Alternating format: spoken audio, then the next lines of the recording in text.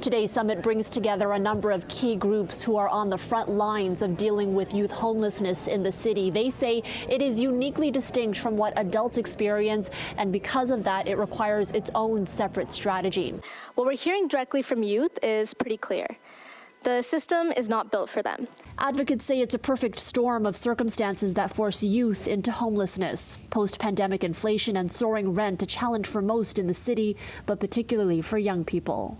Often it's because they're in the early stages of their careers, earning lower wages, juggling student debt and education costs, and with fewer savings to fall back on.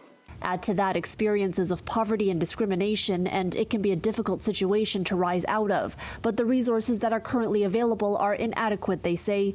Leaders are now calling for a dedicated strategy, informed by the youth who have experienced it. We're making the point that if you can do that, you can do it well. Young people will not become chronically homeless, and they won't move into the adult system. Right now, we've got 30 to 40% of the adult system tracing their homelessness journey back to being a young person. Proposals include implementing a new shelter model and improving access to mental health supports. When you're experiencing homelessness as a young person, it's usually because of some kind of fallout in your family. So a lot of times there's childhood trauma there, and a lot of times that comes with PTSD and depression and anxiety. But the truth is, when these things are addressed early in life, it really makes a difference in the long run. The most recent report from the City of Toronto found that roughly 1,500 young people between 16 and 24 are experiencing homelessness on any given night. Youth currently make up about 10% of the city's shelter population, with many more going unaccounted for.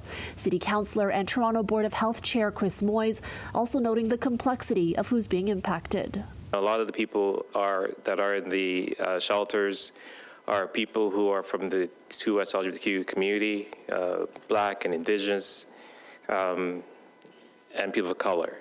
And so we have to actually look at that and support them where they are at. Moy says there may be recommendations for the city that come out of this summit. More than 100 young people joined the event, along with representatives from more than 50 stakeholders, including the public and Catholic school boards. At City Hall, Erica Natividad, City News.